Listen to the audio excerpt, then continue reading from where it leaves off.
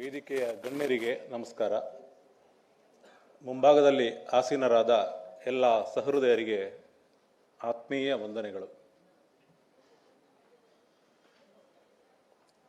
ಈ ದಿನ ಭಾರತೀಯ ವಿದ್ಯಾಭವನ ಮತ್ತು ಇಸ್ಕಾನ್ ಅವರು ಜಂಟಿಯಾಗಿ ಆಯೋಜಿಸಿರುವ ಮೆಸೇಜ್ ಆಫ್ ಮಹಾಭಾರತ ರಾಷ್ಟ್ರಮಟ್ಟದ ವಿಚಾರ ಸಂಕಿರಣದಲ್ಲಿ ಅನೇಕ ಪ್ರಬಂಧಗಳು ಮಂಡನೆಯಾಗಿವೆ.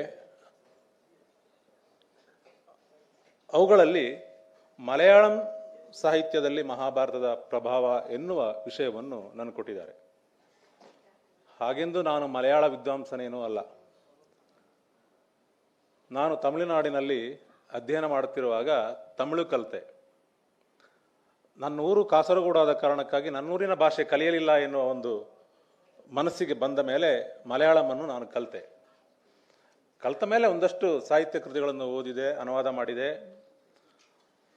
ಏನೋ ಬರವಣಿಗೆ ಮಾಡುವ ಸಂದರ್ಭದಲ್ಲಿ ಕೂಡ ಮಲಯಾಳಮಲ್ಲಿ ಕೂಡ ಬರವಣಿಗೆ ಮಾಡಿದ್ದೀನಿ, ಕನ್ನಡದಲ್ಲೂ ಮಾಡಿದ್ದೇನೆ. ತೌಲನಿಕವಾಗಿ ಪರಿಶೀಲನೆ ಮಾಡುವ ಕೆಲವು ಅಧ್ಯಯನ ಗ್ರಂಥಗಳನ್ನು ರೂಪಿಸಿದ್ದೇನೆ. ಈ ಹಂತದಲ್ಲಿ ಮಲಯಾಳಂ ಸಾಹಿತ್ಯದಲ್ಲಿ ಮಹಾಭಾರತ ಎನ್ನುವ ವಿಷಯವನ್ನು ಕುರಿತು ವಿಷಯ ಮಂಡನೆ ಮಾಡಬೇಕು ಅಂತ ಇಲ್ಲಿನ ಸಂಘಟಕರು ಕೇಳಿದಾಗ ನಾನು ಆಯಿತು ಅಂತ ಹೇಳುವ ಧೈರ್ಯ ಸಾಲದೆ, ಇಲ್ಲ ಅಂತ ಹೇಳಿ ನಿರಾಕರಿಸುವ ನಿಷ್ಕರುಣೆಯನ್ನು ತೋರಿಸಲಾಗದೆ ಒಪ್ಪಿಕೊಂಡು ನನ್ನ ನಿರಂತರ ಕೆಲಸಗಳ ನಡುವೆ ನನ್ನ ಗ್ರಂಥಾಲಯದಲ್ಲಿರುವ ಗ್ರಂಥಗಳನ್ನು ಮಾತ್ರ ಬಳಕೆ ಮಾಡಿಕೊಂಡು ಒಂದು ಪ್ರಬಂಧವನ್ನು ರೂಪಿಸಿದ್ದೇನೆ. ಪ್ರಬಂಧ ರೂಪದಲ್ಲಿ ಕಳಿಸಿ ಕೂಡ ಕೊಟ್ಟಿದ್ದೇನೆ. ಎಷ್ಟರ ಮಟ್ಟಿಗೆ ಅದು ಪರಿಪೂರ್ಣ ಅಂತ ನನಗೆ ಗೊತ್ತಿಲ್ಲ. ಆದರೂ ನನ್ನ ಪ್ರಯತ್ನದ ಭಾಗವಾಗಿ ನಾನೇನು ಮಾಡಿದ್ದೇನೆ ಅದನ್ನು ನಿಮ್ಮ ಮುಂದೆ ಈಗ ಮಂಡಿಸುವ ಪ್ರಯತ್ನ ಮಾಡ್ತೇನೆ ಅಂತ. ಮಹಾಭಾರತ, ರಾಮಾಯಣಗಳು ಭಾರತದ ಎಲ್ಲ ಭಾಷೆಗಳಲ್ಲೂ ಕೂಡ ಮತ್ತೆ ಮತ್ತೆ ಮರು ನಿರೂಪಣೆಗೊಳ್ತಾನೇ ಇವೆ. ಅವಿಲ್ಲದೆ ಜೀವನ ಇಲ್ಲ, ಅವಿಲ್ಲದೆ ಸಂಸ್ಕೃತಿ ಇಲ್ಲ, ಅವಿಲ್ಲದೆ ಬದುಕಿಲ್ಲ. ರಾಮಾಯಣ, ಮಹಾಭಾರತ ಎಲ್ಲವೂ ಅಲ್ಲಿಂದೇ ಆರಂಭ ಆಗಿರೋದು ಅಂತ. ಹಾಗಂತ ವ್ಯಾಸಕೃತ ಭಾರತದಿಂದ ಅವೆಲ್ಲ ಬಂದಿರೋದಲ್ಲ. ವ್ಯಾಸ ಒಬ್ಬನೇ. ಆದರೆ ಭಾರತೀಯ ಭಾಷೆಗಳಲ್ಲಿ ಅನೇಕ ವ್ಯಾಸಕೃತ ಆಧರಿಸಿದ ಅನೇಕ ಕೃತಿಗಳಿವೆ. ಅನೇಕ ವ್ಯಾಸರಿದ್ದಾರೆ ಅಥವಾ ಅನೇಕ ಕವಿಗಳಿದ್ದಾರೆ. ಶಿವನ ಮುಡಿಯಿಂದ ಬೀಳುವುದೊಂದೇ ಗಂಗೆ, ಮನೆ ಮನೆಗಳಲ್ಲಿ ಗಂಗೆ ಇಲ್ಲವೇ? ಹಾಗೇನೆ ಭಾರತ ಎನ್ನುವುದು ವ್ಯಾಸಕೃತ ಭಾರತವನ್ನು ಓದಿ ಎಲ್ಲರೂ ಭಾರತ ಕಥೆಯನ್ನು ತಿಳಿದುಕೊಂಡಿರೋದಲ್ಲ. ಅನೇಕ ಮಾಧ್ಯಮಗಳಲ್ಲಿ, ನಾಟಕಗಳ ಮೂಲಕ, ಸಿನಿಮಾಗಳ ಮೂಲಕ, ಹರಿಕಥೆಯ ಮೂಲಕ, ಸಾಹಿತ್ಯದ ಮೂಲಕ, ಜನಪದ ಗೀತೆಗಳ ಮೂಲಕ ಭಾರತಗಳು ಮತ್ತೆ ಮತ್ತೆ ಮರುನಿರೂಪಣೆಗೊಳ್ತಾ ಇರ್ತವೆ. ಹಾಗಾಗಿ ಸಂಸ್ಕೃತ ಭಾಷೆಯನ್ನು ಓದಬಲ್ಲವರಿಗೆ ವ್ಯಾಸ ಒಂದೇ ಭಾರತ.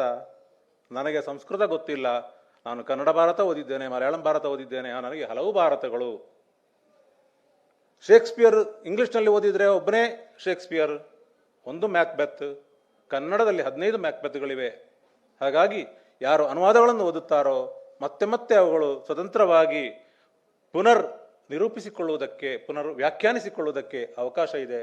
ಭಾರತೀಯ ಪರಂಪರೆಯಲ್ಲಿ ಇಂತಹ ಅನೇಕ ವ್ಯಾಖ್ಯಾನಗಳು ಬಂದಿವೆ.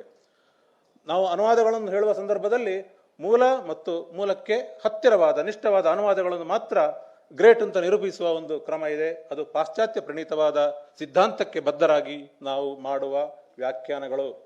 ಹಾಗಂತ ಭಾರತೀಯ ಪರಂಪರೆಯಲ್ಲಿ ಅನುವಾದ ಎಂದರೆ ಮೂಲದಿಂದ ಎಷ್ಟು ದೂರ ಹೋಗಿದ್ದಾನೆ ಎನ್ನುವುದರಿಂದಲೇ ಅದರ ಮೌಲ್ಯ ನಿರ್ಣಯ ಆಗುತ್ತದೆ. ಆ ಕಾರಣಕ್ಕಾಗಿ ಪರಂಪ ಗ್ರೇಟ್, ಆ ಕಾರಣಕ್ಕಾಗಿ ರನ್ನ ಗ್ರೇಟ್.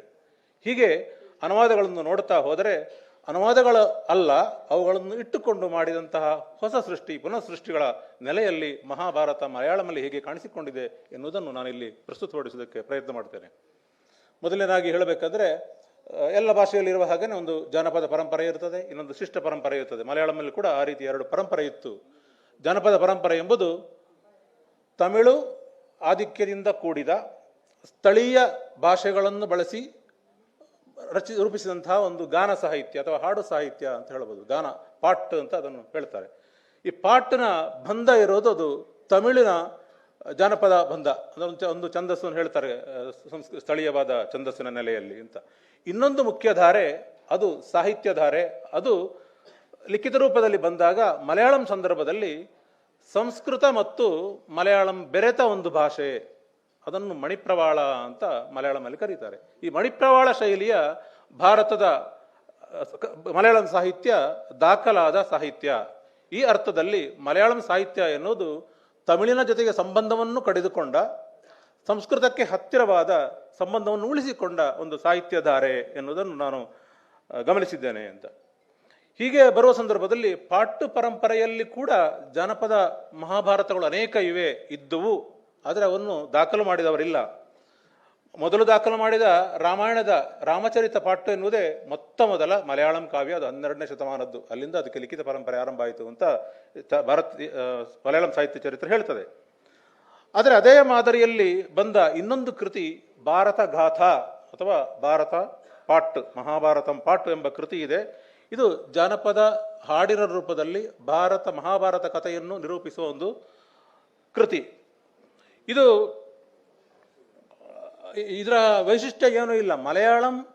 ಮಲಯಾಳಂ ಭಾಷೆಯಲ್ಲಿ ಮಹಾಭಾರತದ ಕಥೆಯನ್ನು ಜನಸಾಮಾನ್ಯರಿಗೆ ತಿಳಿಸುವ ಹಾಗೆ ಅಥವಾ ಸರಳವಾಗಿ ವ್ಯಾಖ್ಯಾನಿಸುವ ಒಂದು ಮಹಾಭಾರತ, ಅದು ಗಾನ ರೂಪದಲ್ಲಿ ಎನ್ನುವುದು. ಅಂದರೆ ಗಾನ ರೂಪ ಅಂದಾಗ ಅಲ್ಲಿ ಸರಳತೆ ಇದೆ, ಒಂದು ರೀತಿಯಲ್ಲಿ ಹೃದಯವಾದ ಗಾನ, ಕೇಳಿಕೊಳ್ಳುವ ಒಂದು ಶ್ರವಣ ಶಕ್ತಿ ಕೂಡ ಇದೆ, ಒಂದರ ಹಿತವಾಗುವ ಹಾಗೆ ಹೇಳುವ ಒಂದು ಕ್ರಮ ಕೂಡ ಇದೆ ಎನ್ನುವುದನ್ನು ನಾವು ಗಮನಿಸಬೇಕು ಅಂತ.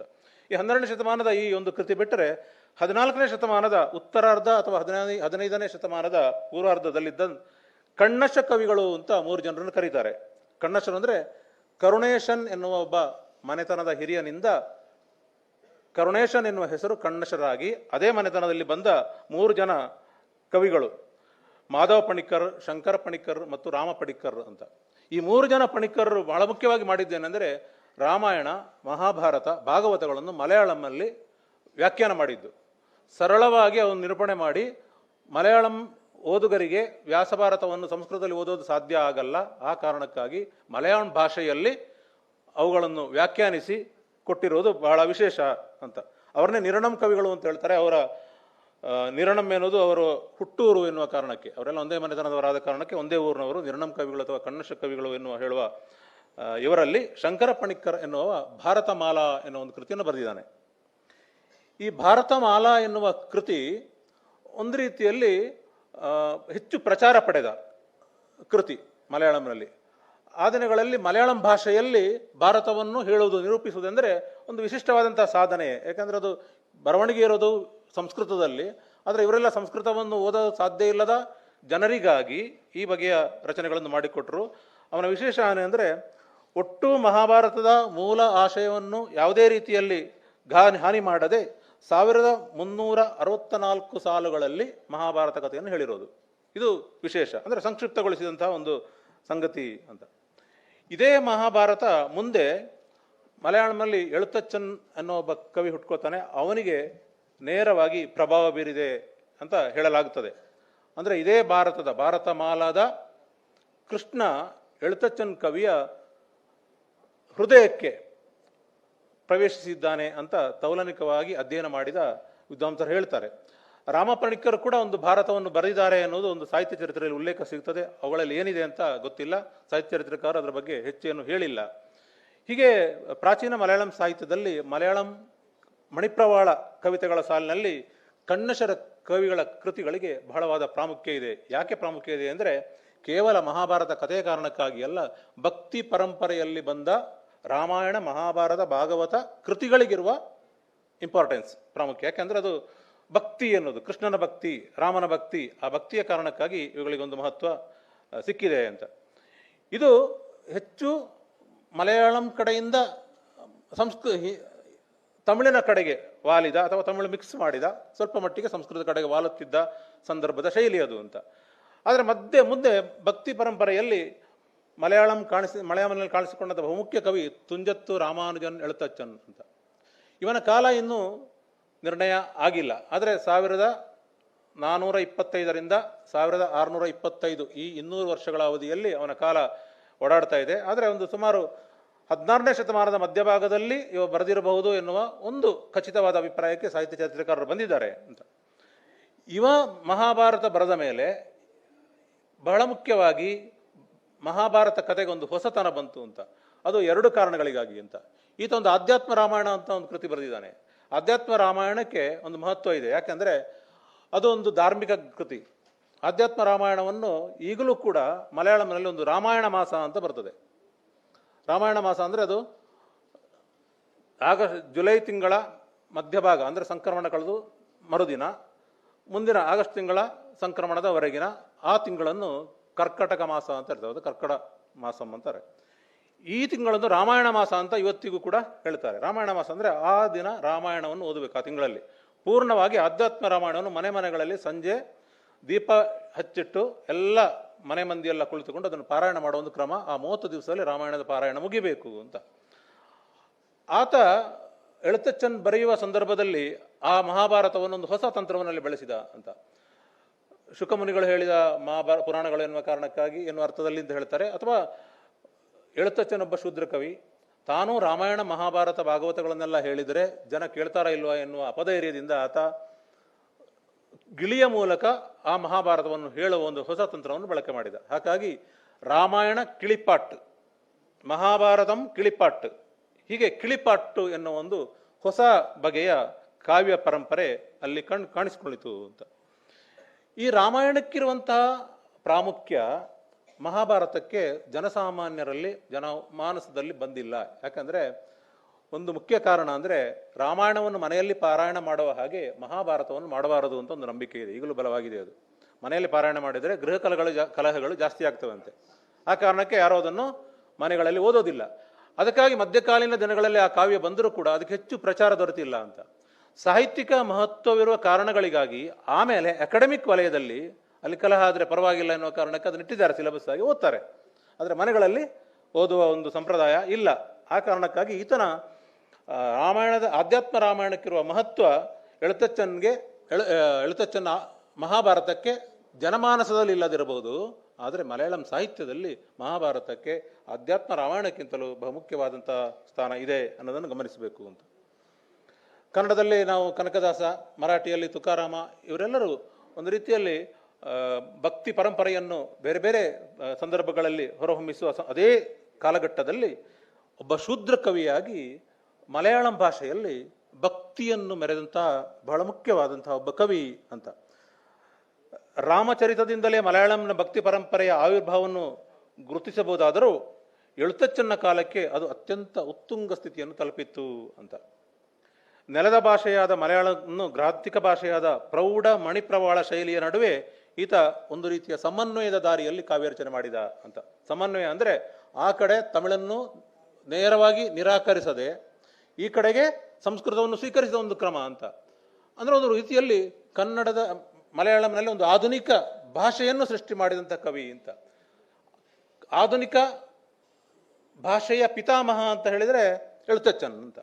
ಅಂದರೆ ಆಧುನಿಕ ಯಾವಾಗ ಅವರಿಗೆ 16ನೇ ಶತಮಾನದ ಆಧುನಿಕ ಅಂದರೆ ಆ ದಿನಗಳಲ್ಲಿ ಮಲಯಾಳಂ ಭಾಷೆಗೆ ಒಂದು ಹೊಸತನವನ್ನು ಕೊಟ್ಟ, ಹೊಸ ಶೈಲಿಯನ್ನು ಕೊಟ್ಟ, ಹೊಸ ಪದಪ್ರಯೋಗಗಳಿಗೆ ಅವಕಾಶ ಮಾಡಿಕೊಟ್ಟ ಕವಿ ಎನ್ನುವ ಕಾರಣಕ್ಕಾಗಿ ಆತ ಬಹಳ ಮುಖ್ಯನಾಗ್ತಾನೆ ಅಂತ. ಕಾವ್ಯ ಭಾಷೆಯಲ್ಲಿ ಸಂಸ್ಕೃತವನ್ನು ದೂರವಿಟ್ಟು ಮಲಯಾಳಮನ್ನು ಸುಗಮವಾದ ಕಾವ್ಯ ಶೈಲಿಗೆ ಒಗ್ಗಿಸುವಲ್ಲಿಯೂ ಈ ಮಹಾಭಾರತದ ಪ್ರಾಮುಖ್ಯತೆ ಇದೆ ಅಂತ. ರಾಮಾಯಣದಲ್ಲಿ ಸಂಸ್ಕೃತವನ್ನೇ ಹೆಚ್ಚು ಬಳಕೆ ಮಾಡಿದರೆ ಮಹಾಭಾರತ 2ನೇ ಕೃತಿ ಆತ ಅನ್ನೋದು ಅದು ಬರೆಯುವ ಸಂದರ್ಭದಲ್ಲಿ ಅವನು ಇನ್ನಷ್ಟು ಮಲಯಾಳಂ ಭಾಷೆಯನ್ನೇ ಪ್ರಯೋಗ ಮಾಡುವ ಪ್ರಯತ್ನ ಮಾಡಿದ ಎನ್ನುವುದು. ಆ ಕಾರಣಕ್ಕಾಗಿ ಎಳುತ್ತಚ್ಚನ್ನ ಕೃತಿಗೆ ಒಂದು ಮಹತ್ವ.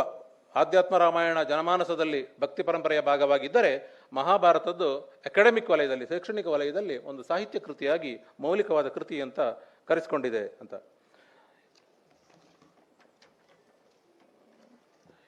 ಸುಮಾರು 2,15,000 ಮಹಾಭಾರತದ ಶ್ಲೋಕಗಳು ಅಂತ ಹೇಳ್ತಾರೆ. ಆದರೆ ಈತನ ಕಾವ್ಯದಲ್ಲಿ ಮಹಾಭಾರತದಲ್ಲಿ 20,000 ಸಾಲುಗಳು ಮಾತ್ರ ಇವೆ.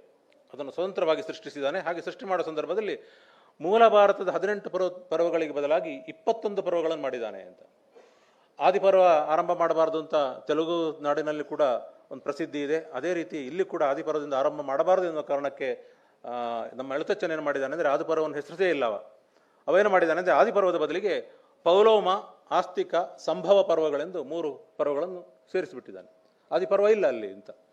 ಆಮೇಲೆ ಸಪ್ತಿಕ ಮತ್ತು ಶ್ರೀಪರ್ವಗಳ ನಡುವೆ ಐಶಿಕ ಪರ್ವ ಎಂಬ ಇನ್ನೊಂದು ಪರ್ವವನ್ನು ಸೇರಿಸಿದ್ದಾನೆ. ಅದು ವಿರೋಧಿಗಳಾದ ಭೀಮಾರ್ಜುನನ್ನು ಕೊಲ್ಲುವುದಕ್ಕಾಗಿ ಅಶ್ವತ್ಥಾಮ ಇಶಿಕ ಎನ್ನುವ ಬ್ರಹ್ಮಾಸ್ತ್ರವನ್ನು ಪ್ರಯೋಗ ಮಾಡಿದ ಕಥೆಯನ್ನು ಹೇಳುವ ಕಾರಣಕ್ಕಾಗಿ ಒಂದು ಅನವರ್ತವಾದ ಹೆಸರನ್ನು ಕೂಡ ಕೊಟ್ಟಿದ್ದಾನೆ ಅಂತ.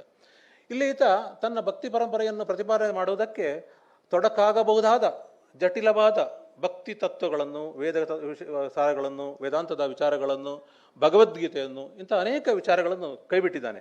ಕೈಬಿಟ್ಟದ್ದು ಆತನ ಉದ್ದೇಶ ಏನೆಂದರೆ ಕಥೆಯನ್ನು ಸರಳವಾಗಿ ಜನರಿಗೆ ನಿರೂಪಿಸೋದು, ಆ ಮೂಲಕ ಕೃಷ್ಣ ಭಕ್ತಿಯನ್ನು ಮೆರೆಯುವುದು ಅವನ ಬಹಳವಾದ ಮುಖ್ಯ ಲಕ್ಷ್ಯ ಆಗಿತ್ತು ಅಂತ. ಆ ಹಿನ್ನೆಲೆಯಲ್ಲಿ ಆತ ಅನೇಕ ಜಟಿಲವಾಗಬಹುದಾದ, ಅವನ ಉದ್ದೇಶಕ್ಕೆ ತೊಡಕಾಗಬಹುದಾದ ಸಂಗತಿಗಳನ್ನು ಕೈಬಿಟ್ಟಿದ್ದಾನೆ ಅಂತ ಹೇಳ್ತಾರೆ. ಅನೇಕ ಸಂದರ್ಭಗಳಲ್ಲಿ ಎಳ್ತಚ್ಚನ್ಗೆ ವೇದಾಂಗಗಳಲ್ಲಿ ಅಗಾಧವಾದ ಜ್ಞಾನ ಇತ್ತು. ವೇದಗಳಿಂದ ದೂರವೇ ಉಳಿದ ಬಹುಸಂಖ್ಯಾತ ಜನರಿಗೆ ಅಲ್ಲಿನ ಜ್ಞಾನವನ್ನು ವಿಸ್ತರಿಸುವುದೇ ಎಳ್ತಚ್ಚನ್ನ ಬಹಳ ಮುಖ್ಯವಾದ ಲಕ್ಷ್ಯವಾಗಿತ್ತು ಅಂತ. ಅನೇಕರು ಆ ವಿಚಾರಗಳನ್ನೆಲ್ಲ ಬಿಡುವುದಕ್ಕೆ ಬಹಳ ಮುಖ್ಯವಾದ ಕಾರಣ ಈತ ಶೂದ್ರ, ಅದನ್ನು ಹೇಳಿದಾಗ ಬ್ರಾಹ್ಮಣ ಜನ ಅದನ್ನು ಸ್ವೀಕರಿಸಲಾರರು ಎನ್ನುವ ಕಾರಣಕ್ಕಾಗಿ ಅವನು ಕೈಬಿಟ್ಟಿದ್ದಾರೆ ಅಂತ ಹೇಳುವ ವ್ಯಾಖ್ಯಾನ ಮಾಡಿದವರು ಕೂಡ ಇದ್ದಾರೆ. ಆದರೆ ಬ್ರಾಹ್ಮಣರ ಬಗೆಗೆ ಕವಿಗೆ ಸಂಬಂಧಿಸಿದಂತೆ ಆದರಣೀಯರು ಹೌದು, ಅವರು ಪ್ರೀತಿ ಪಾತ್ರರು ಹೌದು. ತನ್ನ ಕೃತಿಯಲ್ಲಿ ಆರಂಭದಲ್ಲೇ ಕವಿ ಬ್ರಾಹ್ಮಣರನ್ನು ಗೌರವದಿಂದ ವಂದಿಸುತ್ತಾನೆ. ವೇದಶಾಸ್ತ್ರ ಸಂಬಂಧಿತವಾದ ಭಾಗಗಳನ್ನು ಕೈಬಿಡುವುದಕ್ಕೆ ಸಾಹಿತ್ಯಿಕವಾದ ಹಾಗೂ ಕಲಾತ್ಮಕವಾದ ಕಾರಣ ಮಾತ್ರವೇ ಇರಬಹುದು ಅಂತ ಹೇಳಿದವರು ಕೂಡ ಇದ್ದಾರೆ.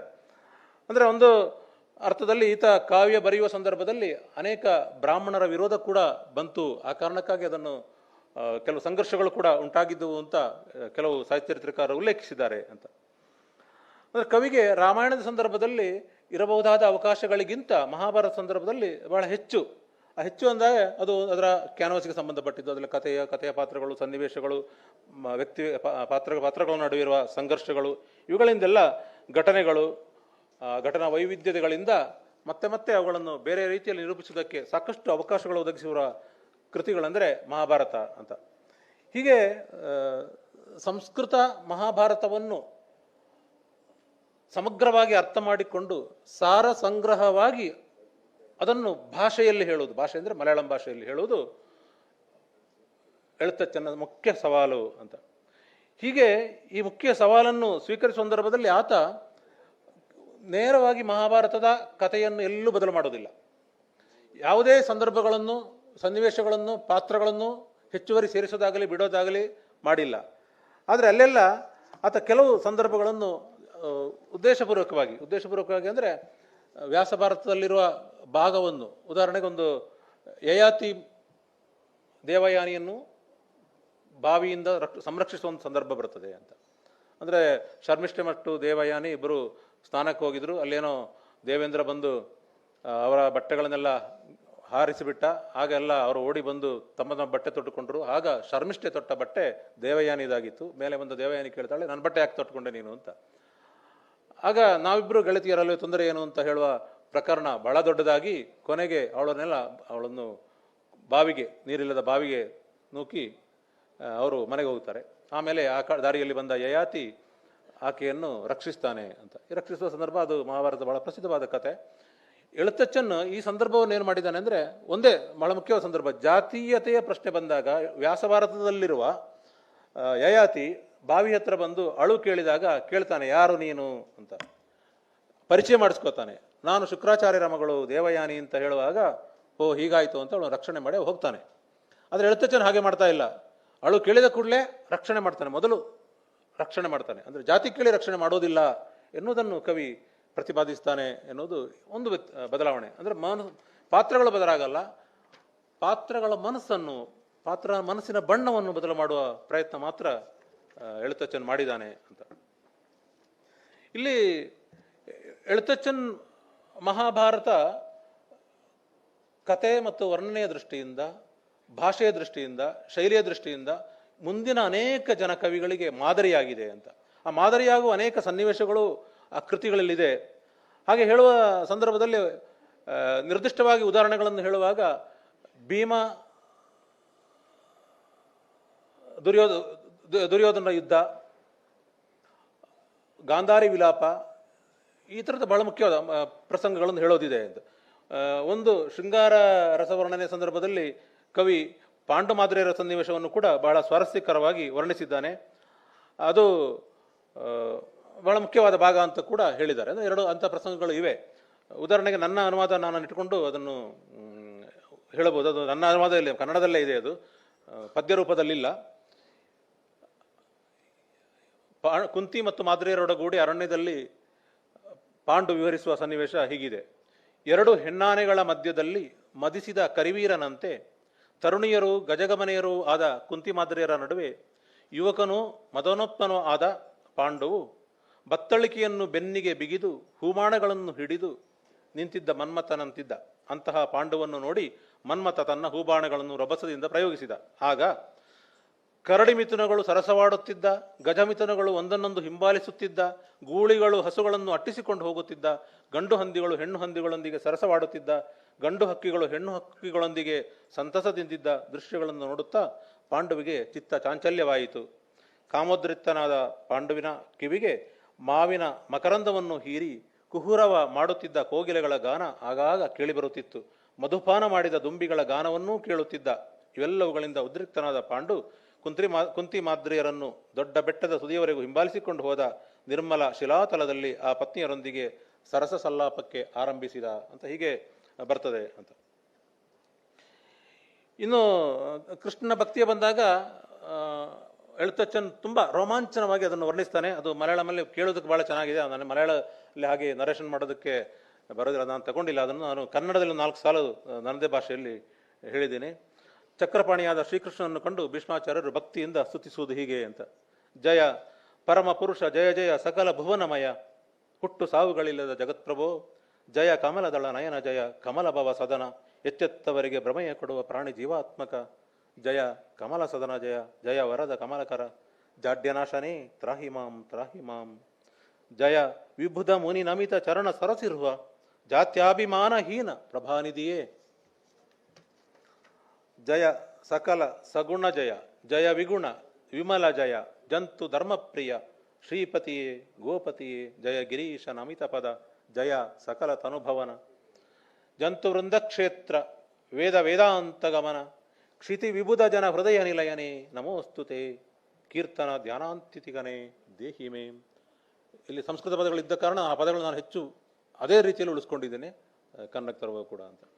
ಮುಂದೆ ಕುರುಕ್ಷೇತ್ರದಲ್ಲಿ ಗಾಂಧಾರಿ ಶವಗಳನ್ನು ಕಂಡು ದುಃಖಿಸುವಂತಹ ಸನ್ನಿವೇಶ ಮಹಾಭಾರತದ ಬಹಳ ಮುಖ್ಯವಾದ ಭಾಗ ಅಂತ ಎಲ್ಲ ವಿಮರ್ಶಕರು ಅದನ್ನು ಹೇಳಿದ್ದಾರೆ. ಆ ಭಾಗ ನಂದೇ ದಾಟಿಯಲ್ಲಿ ನಾನು ಅದನ್ನು ಹೇಳಿದ್ದೇನೆ. ಮೊದಲು ಅಭಿಮನ್ಯುವನ್ನು ಕಾಣ್ತಾಳೆ, ಇಲ್ಲಿ ಒಂದು ಬದಲಾವಣೆ ಮಾಡಿಕೊಂಡಿದ್ದಾನೆ. ವ್ಯಾಸ ಭಾರತದಲ್ಲಿರುವ ಹಾಗೆ ಕೊನೆಗೆ ದುರ್ಯೋಧನೆಲ್ಲ ಕಂಡ ಮೇಲೆ ಕೊನೆಗೆ ಅಭಿಮನ್ಯು ಕಾಣೋದು. ಆದರೆ ಇಲ್ಲಿ ಗಾಂಧಾರಿ ಮೊದಲು ಅಭಿಮನ್ಯನ ಕಂಡು ಹೇಳ್ತಾಳೆ, ಧರಣಿಯಲ್ಲಿ ಬಿದ್ದೊರಗಿರುವನಲ್ಲ ರಕ್ತದೋಕಳಿಯಲ್ಲಿ ಶಿವಶಿವ, ಒಳ್ಳೆಯ ಮರಕತ ಮಣಿಯಂತೆ ಮಂಗಳ ರೂಪನಾದ ಮನೋಹರ ಕುವರ, ಹೇಳು ಅರ್ಜುನನ ಸುಕುಮಾರ ಗೋಪೀ ವಲ್ಲಭ, ನಿನ್ನಳಿಯನನ್ನು ಕೊಲ್ಲಿಸದೆ ಕಾಯಲಿಲ್ಲಬೇಕೆ, ನಿನಗೆ ಕೊಲ್ಲಿಸುವುದೊಂದು ವಿನೋದವೇನು. ಮುಂದೆ ತನ್ನ ಮಗನಾದ ದುರ್ಯೋಧನ ಶವದ ಮುಂದೆ ಗಾಂಧಾರಿ ಬಿಕ್ಕಿ ಬಿಕ್ಕಿ ಅಳ್ತಾಳೆ. ಕಂದ ಮಗನೇ ದುರ್ಯೋಧನ, ನಿನ್ನ ಹೊನ್ನ ಕಿರೀಟವು ಭೂಷಣಾದಿಗಳು, ದೇವತೆಗಳಿಗೆ ಸದೃಶವಾದ ಶೌರ್ಯ ಪ್ರತಾಪಗಳು, ಗಂಭೀರವಾದೊಂದು ಭಾವಭಂಗಿಗಳು, ಬಿಟ್ಟು ಕಳೆದೆಲ್ಲವನು ಪ್ರೀತಿ ಪಾತ್ರರನು ತಂದೆಯನು, ತಕ್ಷಣ ಬಿಟ್ಟು ನಡೆದುದಲ್ಲಿಗೆ ನೀನು, ಬಿರಿಯುತ್ತಿದೆ ಎನ್ನ ಮನ ಕಂಡಿದೆಲ್ಲವನು, ಹಂಸತೂಲಿಕಾ ತಲ್ಪದಲ್ಲಿ ಪೌಡಿಸುವ ನೀನು, ಸತ್ತೊರಗಿರುವೆಯಲ್ಲ ನೆತ್ತರಲಿ, ಕೋಪಾವತಿ ವೇಷದಿಂದ ಮಾರುತಿ ಘಾತಿಸಲು, ತೊಡೆ ಮುರಿದು ಬಿದ್ದುಕೊಂಡಿರುವೆಯಲ್ಲ, ಕಾಣಲಾಗದು ಎನಗಿದನೆಂದು ದುಃಖದಿಂ ಹಲವಿ ಕುಸಿದು ಬಿದ್ದಳು, ಮೋಹ ಪರವಶಳಾಗಿ ಮತ್ತೆ ಎಚ್ಚೆತ್ತು ದುಃಖದಲ್ಲಿ ದೃಢದಿ ನುಡಿದಳು, ಇಷ್ಟು ಕುಟಿಲತೆ ಇರುವವರೊಬ್ಬನನೋ ಪೃಥ್ವಿಯಲ್ಲಿ ಇದುವರೆಗೆ ನಾ ಕಂಡುದಿಲ್ಲ ಕೇಶವ ಅಂತ ಕೃಷ್ಣನಿಗೆ ಮೊರೆಯಿಡ್ತಾಳೆ. ಹೀಗೆ ಗಾಂಧಾರಿಯ ದುಃಖ ಕಟ್ಟೆಯೊಡೆದು ಬರ್ತದೆ. ಮುಂದೆ ದುರ್ಯೋಧನ ದುಶ್ಯಾಸನ ಕರ್ಣ ಮೊದಲಾದರ ಶವಗಳನ್ನು ನೋಡಿ ಗಾಂಧಾರಿ ದುಃಖಿಸ್ತಾಳೆ. ಇದು ಬಹಳ ದುಃಖ ರಸದ ಮುಖ್ಯವಾದ ಭಾಗ ಅಂತ ಗಮನಿಸಬೇಕು ಅಂತ. ಇಷ್ಟೆಲ್ಲ ಇದ್ರೂ ಚಿತ್ತಕ್ಷೋಭೆಗೆ ಸಂಬಂಧಪಟ್ಟ ಹಾಗೆ ಭೀಮ ದುಶ್ಯಾಸನರನ್ನು ವಧಿಸುವ ಸಂದರ್ಭದ ರೌದ್ರರಸ ವರ್ಣನೆಯನ್ನು ಕೂಡ ಹೇಳಿದ್ದಾನೆ. ಇದು ನನ್ನ ಅನುವಾದ ಅಲ್ಲ, ಮುಂದಿನೊಂದು ಗದ್ಯ ಅನುವಾದ ಬೇರೆ ಕಡೆ ಇದನ್ನು ತಗೊಂಡಿದ್ದೀನಿ. ಯಾಕಂದ್ರೆ ನಾನು ಇಲ್ಲಿ ಮಾಡಿದ ಅನುವಾದಗಳು ಒಂದು ರೀತಿಯಲ್ಲಿ ಪ್ರಯೋಗಗಳಿದು ಅಂತ. ಅದು ಕೆಲವು ಸ್ವಲ್ಪ ಪದ್ಯ ದಾಟಿಯಲ್ಲಿ ನೋಡೋ ಪ್ರಯತ್ನ, ಕೆಲವು ಗದ್ಯದಲ್ಲಿದೆ. ಇದು ಮೊದಲ ಪ್ರಯತ್ನ ಎನ್ನುವ ಕಾರಣಕ್ಕಾಗಿ ಮಾತ್ರ. ಭೀಮ ದುಶ್ಯಾಸನನ ಕಾಲುಗಳೆರಡನ್ನೂ ತುಳಿದು ಕೆಡಹಿ ಅವನ ಮೇಲೆ ಹತ್ತಿ ಕುಳಿತು ಅಸಂಖ್ಯಾತ ದೇವತೆಗಳೂ ಮನುಷ್ಯರು ನೋಡುತ್ತಿದ್ದಂತೆ ತನ್ನ ಖಡ್ಗವನ್ನೆತ್ತಿ ಅವನ ಎದೆಯನ್ನು ಸೀಳಿ ತನ್ನ ನಖಗಳಿಂದ ಅವನ ಎದೆಯ ಮೂಳೆಯನ್ನು ಪುಡಿ ಮಾಡಿದಾಗ ಪ್ರವಾಹದಂತೆ ಹರಿಯುತ್ತಿದ್ದ ಕೆನ್ನೆತ್ತರನ್ನೆಲ್ಲ ಗರ್ಜಿಸುತ್ತಾ ಆ ಕಂಠ ಪ್ರಮಾಣ ಕುಡಿದು ಕರುಳುಗಳನ್ನು ಬಗೆದು ಹಾರವನ್ನಾಗಿ ಹಾಕಿಕೊಂಡು ಭೂಮಿಯು ನಡುಗುವಂತೆ ಕುಣಿದು ಧೂಳೆಬ್ಬಿಸಿ ಆಕಾಶವನ್ನೆಲ್ಲ ಈ ಧೂಳಿನಿಂದ ಮುಸುಕುವಂತೆ ಮಾಡಿದ ಅಂತ ಹೇಳ್ತಾರೆ. ಹೀಗೆ ಚಿತ್ತಕ್ಷೋಭೆಯ ವಿಭಿನ್ನ ನೆಲೆಗಳನ್ನು ಚಿತ್ರಿಸುವಂತಹ ಕವಿ ಅಂತಿಮವಾಗಿ ಆಧ್ಯಾತ್ಮದ ಚಿಂತನೆಯನ್ನು ಕೂಡ ಬಿಡೋದಿಲ್ಲ. ಅಂತಿಮವಾಗಿ ಅವನ ಉದ್ದೇಶ ಇರುವುದಿಷ್ಟೇ, ದೇಹ ನಿಮಿತ್ತವಾಗಿ ಅಹಂಕಾರದಿಂದ ಮೋಹಪರವಶರಾಗಿ ವೃಥಾ ಹೀಗೆ ಭಾವಿಸುತ್ತಾರೆ, ನಾನೊಬ್ಬ ಬ್ರಾಹ್ಮಣ, ನಾನೊಬ್ಬ ಗಣ್ಯ ವ್ಯಕ್ತಿ, ನಾನೊಬ್ಬ ರಾಜ ಎಂದು. ಆದರೆ ಆ ಸಂತೋಷದ ಕಾಲದಲ್ಲಿ ಒಂದು ದಿನ ಇದ್ದಕ್ಕಿದ್ದಂತೆ ಕಾಲನಿಂದ ಭಕ್ಷಿಸಲ್ಪಟ್ಟು ಬೆಂದು ಬೂದಿಯಾಗಿ ಇಲ್ಲವೇ ಭೂಮಿಯೊಳಗೆ ಸೇರಿ ಕ್ರಿಮಿಗಳಾಗಿ ಹೋಗುತ್ತಾರೆ. ಆದುದರಿಂದ ದೇಹ ಮೋಹ ಒಳ್ಳೆಯದಲ್ಲ ಎನ್ನುವುದನ್ನು ಕವಿ ಹೇಳ್ತಾನೆ. ಅಂದರೆ ಆಧ್ಯಾತ್ಮ ಚಿಂತನೆಯೇ ಬಹಳ ಮುಖ್ಯವಾದ್ದು ಎನ್ನುವುದನ್ನು ಕವಿ ತನ್ನ ಒಟ್ಟು ಕಾವ್ಯದ ಸಂದೇಶವನ್ನು ಈ ರೀತಿಯಾಗಿ ಸಾರುತ್ತಾನೆ ಅಂತ. ಹೀಗೆ 16ನೇ ಶತಮಾನದಲ್ಲಿ ಬಂದ ಈ ಬಹಳ ಮುಖ್ಯವಾದ ಈ ಎಳತ್ತುಚ್ಚನ್ ಕವಿಯ ಕೃತಿಗಳ ಮೂಲಕ ಮುಂದಿನ ಮಲಯಾಳಂ ಸಾಹಿತ್ಯ ಪರಂಪರೆ ಒಂದು ಹೊಸ ಮಜಲನ್ನು ಕಂಡುಕೊಳ್ತು ಅಂತ. ಅಲ್ಲಿ ಚಂಪು ಕವಿಗಳು ಹುಟ್ಟುಕೊಂಡ್ರು. ಮತ್ತೆ ಭಾರತ ಚಂಪು ಎನ್ನುವುದನ್ನು ಪೂನಂ ನಂಬೂದಿರಿ ಒಬ್ಬ ಕವಿ ಬರೆದಿದ್ದಾನೆ. ಅಲ್ಲಿ ಕೂಡ ಗದ್ಯ ಪದ್ಯ ಮಿಶ್ರಿತವಾದ ಈ ಚಂಪು ಶೈಲಿಯಲ್ಲಿ ಮಹಾಭಾರತದ ಕಥೆಯನ್ನು ಚಂಪು ಶೈಲಿಯಲ್ಲಿ ಹೇಳುವ ಉದ್ದೇಶ ಇದ್ದರೂ ಕೂಡ ಭಕ್ತಿಯನ್ನು ಬಿಟ್ಟಿಲ್ಲ ಅಂತ. ಎಳ್ತಚ್ಚನ್ನ ನಂತರ ಭಕ್ತಿ ಮತ್ತು ತತ್ವಚಿಂತನೆಯಿಂದ ಕೂಡಿದ ವಿಶಿಷ್ಟ ಸಾಹಿತ್ಯಧಾರೆಯೊಂದು ಪೂಂದಾನವೆಂಬ ಕವಿಯಿಂದ ಮತ್ತೆ ಆರಂಭ ಆಯಿತು. ಆತ ಎಳ್ತಚ್ಚನ್ ಪರಂಪರೆಯ ಮುಂದುವರಿಕೆಯಾಗಿ ತೋರುವುದಾದರೂ ಕೂಡ ಆತನ ಕರ್ಣಾಮೃತವೆನ್ನುವ ಕೃತಿ ಎಳ್ತಚ್ಚನ್ನ ಕೃತಿಯಷ್ಟು ಪ್ರಸಿದ್ಧಿ ಪಡೆದಿಲ್ಲದಿರ್ಬೋದು, ಆದರೆ ಒಂದು ಸಾಹಿತ್ಯ ಕೃತಿಯಾಗಿ ಅದು ಗಮನಾರ್ಹ ಅನಿಸಿದೆ ಅಂತ. ಈ ಕಾಲಘಟ್ಟದ ರಚನೆಯಾದ ಅನೇಕ ಚಂಪು, ಭಾರತ ಚಂಪು, ನಳಚಂಪು, ರಾಮಾಯಣ ಚಂಪು ಕೃತಿಗಳಿಗೆಲ್ಲ ಸರಿಯಾಗಿ ಕರ್ತೃ ಯಾರು ಅಂತ ಸಿಕ್ಕಿಲ್ಲ. ಅದೆಲ್ಲ ಸುಮಾರು 16ನೇ ಶತಮಾನದ ಕಾಲಘಟ್ಟದಲ್ಲಿ ಬಂದ ರಚನೆಗಳು. ಕಲ್ಲಿಕೋಟೆ ಸಾಮುದ್ರಿಪಾಡನ ಆಸ್ಥಾನ ಕವಿಗಳಲ್ಲೊಬ್ಬನಾದ ಪೂನಂ ನಂಬೂದಿರಿ ಆ ಕಾಲದಲ್ಲಿ ಇದನ್ನು ರಚನೆ ಮಾಡಿರಬೇಕು ಎನ್ನುವ ಕಾರಣಕ್ಕಾಗಿ ಅದನ್ನು ಅವನ ಕೃತಿಗಳನ್ನು ಅಂತ ಹೆಸರಿಸಿದ್ದಾರೆ. ಅದು ಸ್ಪಷ್ಟ ಇಲ್ಲ. ಇಷ್ಟು ಕವಿಗಳು ಆಧುನಿಕ ಪೂರ್ವ ದಿನಗಳಲ್ಲಿ ಮಹಾಭಾರತವನ್ನು ಬರೆದವರು.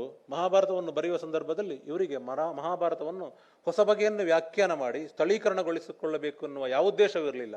ಮಹಾಭಾರತ ಎನ್ನುವುದು ಬಹಳ ಪೂಜ್ಯವಾದ ಕೃತಿ. ಆ ಪೂಜನೀಯ ಸ್ಥಾನದಲ್ಲಿರುವ ಕೃತಿಗೆ ಒಂದು ಗೌರವವನ್ನು ಕೊಡಬೇಕು. ಅಲ್ಲಿರುವ ಕಥಾನಾಯಕನಾದ ಕೃಷ್ಣನ ಭಕ್ತಿಗೆ ಎಲ್ಲರೂ ಒಳಗಾಗಬೇಕು ಎನ್ನುವ ಆಶಯವನ್ನಿಟ್ಟುಕೊಂಡು ಒಂದು ರೀತಿಯ ಗೌರವ ಭಾವನೆಯನ್ನೇ ಆಧುನಿಕ ಪೂರ್ವ ಕವಿಗಳು ಕೊಟ್ಟಿದ್ದಾರೆ. ಆಧುನಿಕ ದಿನಗಳಿಗೆ ಬಂದಾಗ ಒಂದು ಅನುವಾದದ ಯುಗ ಅಂತ ನಾವು ಕಾಣ್ತೇವೆ. 20ನೇ ಶತಮಾನದ ಆರಂಭ ದಿನಗಳಲ್ಲಿ ಮಹಾಭಾರತದ ಭಾಷಾ ಭಾರತಂ ಎನ್ನುವ ಒಂದು ಅನುವಾದ, ಕೊಡುಂಗಲ್ಲೂರು ಕುಂಜಿಕುಟ್ಟನ್ ತಂಬುರಾನ್ ಎನ್ನುವನು ಸುಮಾರು 1906ರಲ್ಲಿ ಅದನ್ನು ಅನುವಾದ ಮಾಡಿ ಪ್ರಕಟ ಮಾಡಿದ್ದಾನೆ. ಸುಮಾರು 8 ಸಂಪುಟಗಳಲ್ಲಿ ಅದು ಬಂದಿದೆ. ಅದು ಮೊತ್ತ ಮೊದಲ ಮಲಯಾಳಂ ಅನುವಾದ ಅಂತ. ಪೂರ್ಣವಾಗಿ ಮಹಾಭಾರತದ ಶ್ಲೋಕ ಮತ್ತು ಅದರ ವ್ಯಾಖ್ಯಾನ ರೂಪದಲ್ಲಿರುವಂತಹ ಕೃತಿ. 1952ರಲ್ಲಿ ಅದು ಪುನರ್ಮುದ್ರಣ ಕೂಡ ಆಗಿದೆ. ಹೀಗೆ ಮತ್ತೊಂದು ವ್ಯಾಸಭಾರತಂ ಎನ್ನುವ ಗದ್ಯ ಅನುವಾದ ವಿದ್ವಾನ್ ಪ್ರಕಾಶ್ ಅವರಿಂದ 1968ರಲ್ಲಿ ಅದು ಪ್ರಕಟ ಆಗಿದೆ. ಈ 2 ಪೂರ್ಣವಾದ ಗದ್ಯಾನುವಾದಗಳು ಮಹಾಭಾರತದ ಕೃತಿಗಳಿವೆ. ಈ ಕೃತಿಗಳಿದ್ದ ಕಾರಣಕ್ಕಾಗಿ ಮಹಾಭಾರತ ಕೇವಲ ಮಧ್ಯಕಾಲೀನ ಯುಗದ ಕೃತಿಯಲ್ಲ, ಅದು ಆಧುನಿಕ ದಿನಗಳ ಸಂದರ್ಭದ ಅನಿವಾರ್ಯವಾದಂತಹ ಒಂದು ಓದು ಎಂಬುದನ್ನು ಕೂಡ ಅದು ತಿಳಿಸ್ತದೆ ಅಂತ. ಇಲ್ಲಿವರೆಗೆ ಹೇಳಿದ ಸಂಗತಿಗಳ ಸಂದರ್ಭದಲ್ಲಿ ವ್ಯಾಸಭಾರತಕ್ಕೂ ಈ ಎಲ್ಲರೂ ಹೇಳುವ ಮಹಾಭಾರತದ ಕಥೆಗೂ ಒಂದು ನೇರವಾದ ಸಂಬಂಧ ಇದ್ದ ಹಾಗೆ ಕಾಣುತ್ತೆ. ಅದು ನೇರವಾಗಿ ಒಂದು ವ್ಯಾಸಭಾರತದ ಮರು ನಿರೂಪಣೆ ಅಂತ ನಾವು ಅದನ್ನು ಕರೀಬಹುದು ಅಂತ. ಮುಂದೆ ಬಂದಾಗ ಆಧುನಿಕ ದಿನಗಳಲ್ಲಿ ಆಧುನಿಕ ಕಾದಂಬರಿಕಾರರು PK ಬಾಲಕೃಷ್ಣನ್ ಎನ್ನುವರು ಜ್ಞಾನ್ ಇನಿ ಒರಂಗಟ್ಟೆ ಎನ್ನುವ ಒಂದು ಕಾದಂಬರಿಯನ್ನು ಬರೆದಿದ್ದಾರೆ ಅಂತ. ಆ ಕಾದಂಬರಿಯ ಈ ಜ್ಞಾನ್ ಇನಿ ಒರಂಗಟ್ಟೆ ಅಂದರೆ ನಾನಿನ್ನೂ ನಿದ್ರಿಸಲೇ ಹೀಗೆ ಕೇಳುವುದು ದ್ರೌಪದಿ ಅಂತ. ದ್ರೌಪದಿ ಮಹಾಭಾರತದ ಘಟನೆಗಳೆಲ್ಲ ನಡೀತಾ ಇರಬೇಕಾದ್ರೆ ಅದು ನಿದ್ದೆ ಮಾಡಿಲ್ವಂತೆ ಅವಳು ಅಂತ. ಅವಳು ನಿದ್ದೆ ಮಾಡಬೇಕಾದ್ರೆ ದುಶ್ಯಾಸನನ ವಧೆಯಾಗಬೇಕು, ದುರ್ಯೋಧನನ ವಧೆಯಾಗಬೇಕು, ಇದೆಲ್ಲ ಆದ ಮೇಲೆ ಅವಳು ನಿದ್ರೆ ಮಾಡೋದು ಅಂತ. ಅದಕ್ಕಾಗಿ ಅವಳು ಕಾಯ್ತಾ ಇದ್ದಾಳೆ, ನಾನು ನಿದ್ದೆ ಮಾಡಿಲ್ಲ. ಎಲ್ಲ ಆದ ಮೇಲೆ ಅವಳು ಕೇಳ್ತಾಳೆ ಕೃಷ್ಣನ ಹತ್ರ, ನಾನಿನ್ನು ನಿದ್ದೆ ಮಾಡಲೇ ಅಂತ. ಕೃಷ್ಣನ ಹತ್ರ ಅಲ್ಲ, ಎಲ್ಲರ ಹತ್ರ. ದ್ರೌಪದಿ ಕೇಳ್ತಾ ಇಲ್ಲ, ಇದು ಈ ನಾಡಿನ ಮಹಿಳೆಯರೂ ಕೇಳ್ತಿದ್ದಾರೆ ಎನ್ನುವ ಹಾಗೆ ಆಧುನಿಕ ಚಿಂತನೆಯ ನೆಲೆಯಿಂದ ಆ ಮಹಾಭಾರತ ಕಾದಂಬರಿಯನ್ನು ರೂಪಿಸಿದ್ದಾರೆ PK ಬಾಲಕೃಷ್ಣನ್ ಅವರು ಅಂತ. ದ್ರೌಪದಿಗೆ ಇರುವ ಸಂಕಟ ಏನಂದ್ರೆ, ತಾಯಿ ಹೋಗಿ ಕರ್ಣನ ಹತ್ರ ಕೇಳ್ತಾಳೆ, ನೀನು ತೊಟ್ಟಂಬ ತೊಡದಿರು ಮಗನೇ ಅಂತ. ಆತ ಹೇಳ್ತಾನೆ, ಆಯ್ತು ನಿನಗೆ 5 ಮಕ್ಕಳ ಭಾಗ್ಯ ನಾನು ಕೊಡ್ತೇನೆ ಅಂತ. ದ್ರೌಪದಿಗಿರೋ ಸಮಸ್ಯೆ ಏನಂದ್ರೆ, ಕರ್ಣ ಕೊಟ್ಟ ಪಾತಿವೃತ್ಯ ನನಗೆ, ಮುತ್ತೈದೆತನ ನನಗೆ ಬೇಕೇ, ಅದನ್ನು ಸ್ವೀಕರಿಸಿದಕೊಳ್ಳ ಎಳ್ಳಷ್ಟು ಒಪ್ಪುವುದಿಲ್ಲ, ಅವಳ ದೃಢ ನಿಲುವದು ಅಂತ. ಆ ನೆಲೆಯಿಂದ ಈ ಕಾದಂಬರಿಯನ್ನು ವಿಸ್ತರಿಸಿದ್ದಾರೆ. ಈ ಕಾರಣಕ್ಕಾಗಿ ಅದು ಬಹಳ ಮುಖ್ಯವಾದ ಒಂದು ಸ್ತ್ರೀ ಪರವಾಗಿ ಚಿಂತಿಸುವ ಒಂದು ಬರವಣಿಗೆ ಅಂತ. ಅದು ಕನ್ನಡದಲ್ಲಿ ಕೂಡ ಬಂದಿದೆ. ಸಾರಾ ಅಬೂಬಕ್ಕರ್ ಅವರು ನಾನಿನ್ನು ನಿದ್ರಿಸುವೆ ಎನ್ನುವ ಶೀರ್ಷಿಕೆಯಲ್ಲಿ ಅದು ಅನುವಾದ ಮಾಡಿದ್ದಾರೆ. ಇನ್ನೊಂದು ಕೃತಿ ರಂಡಾಮುಳಂ ಅಂತ. ರಂಡಾಮುಳಂ ಅಂದರೆ ಸರದಿಯಲ್ಲಿ ಎರಡನೆಯದು ಅಂತ ಅರ್ಥ. ಭೀಮನನ್ನು ಕೇಂದ್ರೀಕರಿಸಿ ಬರೆದಂತಹ ಕಾದಂಬರಿ. ಅದನ್ನು ಭೀಮಾಯಣ ಅಂತ ಕನ್ನಡಕ್ಕೆ ಅನುವಾದ ಮಾಡಿದ್ದಾರೆ ಸಿ ರಾಘವನ್. ಅದು ಕೂಡ ಕನ್ನಡದಲ್ಲಿ ಲಭ್ಯ ಇದೆ. ಅಂದರೆ ಭೀಮ ಎಲ್ಲ ಸಂದರ್ಭಗಳಲ್ಲೂ ಪ್ರತಿಯೊಂದು ಸಮಸ್ಯೆಗೂ ಉತ್ತರವನ್ನು ಕೊಡಬಹುದಾದ ಏಕೈಕ ವ್ಯಕ್ತಿ. ಅವನಲ್ಲಿ ಉತ್ತರ ಇತ್ತು, ಸಾಮರ್ಥ್ಯ ಇತ್ತು. ಆದರೆ ಮುಂದೆ ಧರ್ಮ ಬೀರುವಾದ ಧರ್ಮರಾಯನೊಬ್ಬನಿದ್ದ. ಅವ ಧರ್ಮವನ್ನೇ ಮಾತಾಡ್ತಿದ್ದ, ನೀತಿಯನ್ನೇ ಹೇಳ್ತಿದ್ದ. ಎಲ್ಲಕ್ಕಿಂತ ಮಿಗಿಲಾಗಿ ಭೀಮನಿಂದ ಮೊದಲು ಹುಟ್ಟಿದ್ದ ಎನ್ನುವ ಅರ್ಹತೆಯ ಮೇಲೆ ಭೀಮನಿಗೆ ಮಾತನಾಡೋಕ್ಕೆ ಅವಕಾಶವೇ ಇರಲಿಲ್ಲ ಅಂತ. ಇಂಥ ಅವಕಾಶ ವಂಚಿತರು ತುಂಬ ಜನ ಇರ್ತಾರೆ. ಎಲ್ಲೆಲ್ಲ ಇರ್ತಾರೆ? ಮಹಾಭಾರತದಲ್ಲೇ ಭೀಮನಿದ್ದ. ದೇಶದಲ್ಲೂ ಆ ಥರದವರು ರಾಜಕೀಯ ಪಕ್ಷಗಳಲ್ಲಿದ್ದಾರೆ, ಮನೆಗಳಲ್ಲಿದ್ದಾರೆ, ಸಮಾಜದಲ್ಲಿದ್ದಾರೆ. ಇದನ್ನು ನೆನಪು ಮಾಡುವ ಹಾಗೆ ಈ ಕಾದಂಬರಿ ರಂಡಾಮುಳಂ MT ವಾಸುದೇವನ್ ನಾಯರ್ ಅವರಿಂದ ರಚನೆಗೊಂಡಿದೆ ಅಂತ. ಇದೆರಡು ಬಹಳ ಮುಖ್ಯವಾದ ಕೃತಿಗಳು. ಕಾಂಡವದಹನ್ ಎನ್ನುವುದು ಕೂಡ ಒಂದು ಬಂದಿದೆ, ಅದು ನಾನು ಓದಿಲ್ಲ ಎನ್ನುವ ಕಾರಣಕ್ಕೆ ಅದರ ಹೆಸರು ಮಾತ್ರ ಕಾಂಡವಂ ಅಂತ, ಅದರ ದಹನಂ ಅಲ್ಲ, ಕಾಂಡವಂ ಅಂತ. ಇನ್ನು ಕಾಳಿಯ ಮರ್ದನಂ ಅಂತ ಸುಗತಕುಮಾರಿ ಅವರ ಒಂದು ಕವಿತೆ, ಶ್ಯಾಮ ಮಾಧವ ಅಂತ ಪ್ರಭಾವರ್ಮ ಅವರ ಕವಿತೆ, ಇವೆಲ್ಲ ಒಂದು ರೀತಿಯಲ್ಲಿ ಕೃಷ್ಣನ ಗುಣಗಾನ ಮಾಡುವ, ಕೃಷ್ಣನ ಶೃಂಗಾರ ಪ್ರಿಯತೆಯನ್ನು ಹೊಗಳುವ, ಭಕ್ತಿಯನ್ನು ಹೊಗಳುವ ಕಾವ್ಯಗಳು, ಆಧುನಿಕ ಕಾವ್ಯಗಳು. ಅದು ಮಧ್ಯಕಾಲೀನ ಭಕ್ತಿಯಲ್ಲ, ಆಧುನಿಕ ದಿನಗಳ ಭಕ್ತಿಯ ಭಾಗವಾಗಿ ಹೇಗೆ ಕೃಷ್ಣನನ್ನು ಕಂಡಿದ್ದಾರೆ ಎನ್ನುವುದರ ಭಾಗವಾಗಿ ಆ ಕವಿತೆಗಳು ಮುಖ್ಯ ಆಗ್ತವೆ.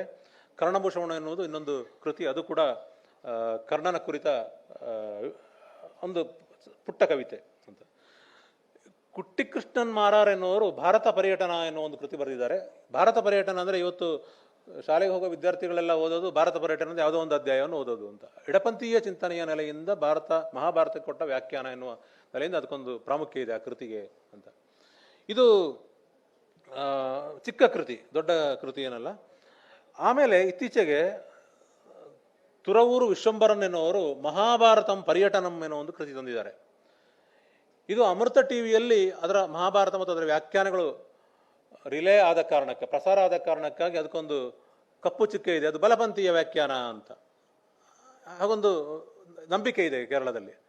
ಆ ಥರದ ಏನಿಲ್ಲ. ಓದಿದ ವಿದ್ವಾಂಸರು ಅನೇಕರು ಒಳ್ಳೆ ವಿಮರ್ಶೆಯನ್ನು ಬರೆದಿದ್ದಾರೆ. ಅದು ಬಲಪಂಥಿ ಎಡಪಂಥಿ ಅಲ್ಲ. ಮಹಾಭಾರತ ಏನು ಹೇಳಿದ್ರೆ ಅದನ್ನು ಆಧುನಿಕ ದಿನಗಳಿಗೆ ಹೇಗೆ ಅದನ್ನು ವ್ಯಾಖ್ಯಾನಿಸಿಕೊಳ್ಳಬೇಕು ಎನ್ನುವ ಬಗೆಯಲ್ಲಿರುವ ವ್ಯಾಖ್ಯಾನ. ಹಾಗಾಗಿ ಅದಕ್ಕೆ ಒಂದು ಮಹತ್ವ ಇದೆ. ಓದುಗರು ಅದನ್ನು ಆ ಹಿನ್ನೆಲೆಯಿಂದ ನೋಡಬೇಕಾಗಿಲ್ಲ ಎನ್ನುವ ವಿವರಣೆಗಳನ್ನು ಕೊಟ್ಟವರಿದ್ದಾರೆ. ಅದು ದೊಡ್ಡ ಬೃಹತ್ ಒಂದು ಕೃತಿ ಅದು, ಮಹಾಭಾರತ ಪರ್ಯಟನಂ ಎನ್ನುವುದು. ಹೀಗೆ ಮಹಾಭಾರತದ ಅನೇಕ ಆಧುನಿಕ ವ್ಯಾಖ್ಯಾನಗಳು ಕೂಡ ಬಂದಿವೆ ಅಂತ. ಇನ್ನು ಗಮನಿಸಬೇಕಾಗಿರೋದು, ಕೇರಳೀಯರಿಗೆ ಮಹಾಭಾರತ ದೊರೆಯುವುದು ಈ ಕಾವ್ಯಕೃತಿಗಳೆಲ್ಲ ಅಷ್ಟೇ ಅಲ್ಲ, ಇನ್ನೊಂದು ಬಹಳ ಮುಖ್ಯವಾದ ಮಾಧ್ಯಮ ಕಥಕಳಿ ಅಂತ. ನನಗೆ ಇಲ್ಲಿನ ಅನೇಕ ಪ್ರಸಂಗಗಳನ್ನು ನೋಡಿದಾಗ ಈಗ ಅನಿಸ್ತಿರೋದೊಂದು ಅಂದರೆ, ಸಾಹಿತ್ಯದಲ್ಲಿ ಹೇಗೆ ಕೃಷ್ಣನ ಗುಣಗಾನವನ್ನು ಆಧುನಿಕ ಪೂರ್ವ ಕವಿಗಳಿಂದ ಹಿಡಿದು ಆಧುನಿಕ ಕವಿಗಳವರೆಗೆ ಮಾಡುತ್ತಾ ಬಂದ ಹಾಗೇನೆ ಕಥಕಳಿ ಭೀಮನನ್ನು ತುಂಬ ಉತ್ಪ್ರೇಕ್ಷೆ ಮಾಡಿ ಭೀಮ ಪಾತ್ರ ಇರುವ ಎಲ್ಲ ಪ್ರಸಂಗಗಳನ್ನು ಮಾಡ್ತಾ ಇದ್ದಾರೆ ಅಂತ. ನನಗದು ಪ್ರಸಂಗ ನೋಡುವಾಗ ಈಗ ಇಲ್ಲಿ ಕುಳಿತಾಗ ಯೋಚನೆ ಆಯಿತು, ಈ ಪ್ರಸಂಗಗಳೆಲ್ಲ ಬಹಳ ಮುಖ್ಯ ಪಾತ್ರ ಭೀಮನೇ ಅಲ್ವೇ ಅಂತ. ಯಾಕೆ ಅಂದರೆ ಅವರ ದೃಷ್ಟಿಕೋನ ಏನು, ಕಥಕಳಿ ಕಲಾವಿದರ, ಕಥಕಳಿ ರಂಗಸಜ್ಜೆ ಮಾಡುವವರ ದೃಷ್ಟಿಕೋನ ಏನು ಎನ್ನುವುದು ಬೇರೆ ಇದೆ ಅಂತ. ಸಾಹಿತ್ಯ ಕೃತಿಗಳು ಭಕ್ತಿ ಪರಂಪರೆಯ ಭಾಗವಾಗಿ ಬರುವುದಕ್ಕಿಂತ ಇಲ್ಲಿ ಭಕ್ತಿಯಲ್ಲ, ಮನೋರಂಜನೆ, ವೇಷಭೂಷಣ, ಇನ್ನು ಸಂಗೀತ, ಅಭಿನಯ ಎಲ್ಲವೂ ಸೇರಿಕೊಳ್ಳುವ ಹಾಗೆ ಅದಕ್ಕೆ ಸಾಕಷ್ಟು ಅವಕಾಶ ಇರುವ ಪ್ರಸಂಗಗಳಾಗಿ ಅವು ಮುಖ್ಯ ಅಂತ ಅನಿಸ್ತದೆ. ಉದಾಹರಣೆಗೆ ಅದನ್ನು ಆಟಕಥಾ ಸಾಹಿತ್ಯ ಅಂತ ಹೇಳ್ತಾರೆ. ಕಥಕಳಿ ಪ್ರಸಂಗ ಅಂತಲ್ಲ, ಆಟಕಥಾ ಸಾಹಿತ್ಯ ಬಹಳ ಮುಖ್ಯವಾದ ಸಾಹಿತ್ಯ ಪರಂಪರೆ ಅದು. ಉತ್ತರ ಸ್ವಯಂವರ, ಅಲ್ಲಿ ಕೀಚಕವಧೆ ಬರ್ತದೆ, ದುಶ್ಯಾಸನವಧಂ, ಬಕವಧಂ, ಕಲ್ಯಾಣ ಸೌಗಂಧಿಕ, ಕಿಮ್ಮೀರವಧಂ, ಕಾಲಕೇಯವಧಂ, ಕೀಚಕವಧಂ, ದುರ್ಯೋಧನವಧಂ, ಹೀಗೆ ಅನೇಕ ಆಟಕೃತಿಗಳು, ಬಹಳ ಪ್ರಸಿದ್ಧವಾದ ಕಥಕಳಿ ಪ್ರಸಂಗಗಳು. ಈ ಕಥಕ್ಕಳಿಯಲ್ಲೆಲ್ಲ ಭೀಮನೇ ಯಾಕೆ ಬಹಳ ಮುಖ್ಯವಾದ ಪಾತ್ರ ಅಂತ ಯೋಚನೆ ಮಾಡಿದರೆ ಅದು ಕೇವಲ ರಂಗಭೂಮಿಯ ಅಭಿನಯದ ಕಾರಣಕ್ಕಾಗಿರಬಹುದು. ವೀರರಸವನ್ನು ಪ್ರತಿಪಾದನೆ ಮಾಡುವಾಗ ಭೀಮನ ಅನೇಕ ಬಗೆಯ ಅಭಿನಯಗಳನ್ನು ಮಾಡಿ ತೋರಿಸುವುದಕ್ಕೆ ಅವಕಾಶ ಇರುವ ಕಥಾಭಾಗ ಇರಬಹುದು, ಒಂದು ಕಾರಣ ಗೊತ್ತಿಲ್ಲ, ಇನ್ನು ಹೆಚ್ಚು ಶೋಧ ಮಾಡಬೇಕಾಗಿದೆ. ಹೀಗೆ ಮಲಯಾಳಂನಲ್ಲಿ ಅನೇಕ ಕವಿಗಳು ಕಥಕಳಿಯ ಮೂಲಕ, ಸಾಹಿತ್ಯದ ಮೂಲಕ, ಆಧುನಿಕ ಪೂರ್ವ ಕವಿಗಳು ಕೂಡ ಮಹಾಭಾರತವನ್ನು ತಮಗೆ ಬೇಕಾದ ಹಾಗೆ ಸ್ವತಂತ್ರವಾಗಿ ಸೃಷ್ಟಿ ಮಾಡಿ ಕೊಟ್ಟಿದ್ದಾರೆ ಅಂತ. ಈ ಸ್ವತಂತ್ರವಾದ ಸೃಷ್ಟಿ ಎನ್ನುವುದು ನಾವು ಸಂಸ್ಕೃತ ಮಹಾಭಾರತವನ್ನು ವ್ಯಾಸ ಭಾರತವನ್ನು ಪಂಪ, ರನ್ನ ಮೊದಲಾದವರು, ಕುಮಾರವ್ಯಾಸ ಮೊದಲಾದವರು ತೆಗೆದುಕೊಂಡ ಹಾಗಲ್ಲ. ಅದು ಒಂದು ರೀತಿಯಲ್ಲಿ ಪೂಜನೀಯವಾದ ಕೃತಿ. ಅಲ್ಲಿರುವ ಕೃಷ್ಣ ಆರಾಧನೆಗೆ ಯೋಗ್ಯನಾದ ವ್ಯಕ್ತಿ. ಈ ಕಾರಣಕ್ಕಾಗಿ ಇಂತಹ ಸಂಸ್ಕೃತಿಯನ್ನು, ಭಕ್ತಿ ಪರಂಪರೆಯನ್ನು ನಮ್ಮ ನಾಡಿನ ಸಾಮಾನ್ಯ ಜನರಿಗೂ ತಿಳಿಯುವ ಹಾಗೆ, ಅವರಿಗೆ ತಿಳಿಯುವ ಭಾಷೆಯಲ್ಲಿ ತಿಳಿಸಬೇಕು ಎನ್ನುವ ಉದ್ದೇಶಕ್ಕಾಗಿ ರೂಪಿಸಿಕೊಂಡ ಕೃತಿಗಳು. ಈ ಅರ್ಥದಲ್ಲಿ ಮಹಾಭಾರತ ಎನ್ನುವುದು ಒಂದು ಭಕ್ತಿ ಪರಂಪರೆಯ ಕೊಂಡಿಯಾಗಿ ಮಾತ್ರ ಮಲಯಾಳಂನಲ್ಲಿ ರೂಪುಗೊಂಡಿದೆ ಆಧುನಿಕ ಪೂರ್ವದಲ್ಲಿ. ಆದರೆ ಆಧುನಿಕ ದಿನಗಳಲ್ಲಿ ಅದು ಹೊಸ ವೈಚಾರಿಕತೆಗೆ ದಾರಿ ಮಾಡಿಕೊಟ್ಟಿದೆ ಎನ್ನುವುದನ್ನು ನಾವು ಗಮನಿಸಬಹುದು ಅಂತ. ಹಾಗಾಗಿ ಕನ್ನಡದ ಆ ಪೂಜ್ಯನೆಯ ಭಾವನೆಯ ಕಾರಣಕ್ಕಾಗಿಯೇ ಪಂಪ, ರನ್ನನೆ ಮೊದಲಾದ ಕನ್ನಡ ಕವಿಗಳು ಸ್ವತಂತ್ರಾಭಿವ್ಯಕ್ತಿಯ ಪ್ರಯತ್ನಗಳಂತೂ ಮಲಯಾಳಂನಲ್ಲಿ ಇಲ್ಲವೇ ಇಲ್ಲ ಅಂತ. ಮಲಯಾಳಂ ಕವಿಗಳು ಸಂಸ್ಕೃತ ಮಹಾಭಾರತವನ್ನು, ವ್ಯಾಸ ಭಾರತವನ್ನು ಪೂಜ್ಯ ಭಾವನೆಯಿಂದಲೇ ಕಂಡಿದ್ದಾರೆ. ಹಾಗಾಗಿ ಭಕ್ತಿ ಮಲಯಾಳಂ ಭಾಷೆಯ ಮೂಲಕ ಸ್ಥಳೀಯವಾಗಿ ಹಲವರಿಂದ ಹಲವು ಬಗೆಯಲ್ಲಿ ಅಭಿವ್ಯಕ್ತಗೊಂಡಿದೆ ಅಂತ. ಇದು ಮಲಯಾಳಂ ಭಾಷೆಯ ದೃಷ್ಟಿಕೋನಕ್ಕೆ ಅನುಗುಣವಾದ ಬರವಣಿಗೆ. ಅವರಿಗೆ ತಮ್ಮ ಕಾಲಕ್ಕೆ ಏನು ಬೇಕೋ, ಹೇಗೆ ಬೇಕೋ ಅದನ್ನು ಆ ರೀತಿಯಲ್ಲಿ ರೂಪಿಸಿಕೊಂಡಿದ್ದಾರೆ ಎನ್ನುವ ನೆಲೆಯಿಂದ ಇದು ಮುಖ್ಯ ಆಗ್ತದೆ. ಹೀಗೆ ಮಹಾಭಾರತ ಮಲಯಾಳಂ ಭಕ್ತಿ ಪರಂಪರೆಯ ಉಜ್ಜೀವನಕ್ಕಾಗಿ ಬೇರೆ ಬೇರೆ ಕಾಲಘಟ್ಟಗಳಲ್ಲಿ ಕವಿಗಳಿಂದ ಮರು ನಿರೂಪಣೆಗೊಂಡು ಪ್ರಕಟವಾಗಿವೆ. ಆಧುನಿಕ ದಿನಗಳಲ್ಲಿ ವಿಭಿನ್ನ ದೃಷ್ಟಿಕೋನಗಳಿಂದ ಕಾದಂಬರಿ, ಕಾವ್ಯ, ವಿಮರ್ಶೆಗಳ ರೂಪದಲ್ಲಿ ಹೊಸ ಬಗೆಯಲ್ಲಿ ದಾಖಲಾಗಿದ್ದು ಅನೇಕ ಬಗೆಯ ಹೊಸ ಚಿಂತನೆಗಳಿಗೆ ದಾರಿ ಮಾಡಿಕೊಟ್ಟಿದೆ ಎನ್ನುವುದು ವಾಸ್ತವ. ಇಷ್ಟು ಮಲಯಾಳಂ ಸಾಹಿತ್ಯದಲ್ಲಿ ಮಹಾಭಾರತವನ್ನು ಕಂಡ ಬಗೆ. ನನಗೆ ದಕ್ಕಿದ ಇಷ್ಟು ವಿಚಾರಗಳನ್ನು ನಿಮ್ಮ ಮುಂದೆ ಮಂಡಿಸಿದ್ದೇನೆ. ಕೇಳಿದ ನಿಮಗೆ ಹೃತ್ಪೂರ್ವಕವಾದ ಧನ್ಯವಾದಗಳು. ನನಗೆ ಅವಕಾಶ ಕೊಟ್ಟಂತಹ ಸಂಘಟಕರಿಗೆ ಧನ್ಯವಾದವನ್ನು ತಿಳಿಸ್ತಾ ನನ್ನ ಮಾತನ್ನು ಮುಗಿಸ್ತೇನೆ. ನಮಸ್ಕಾರ.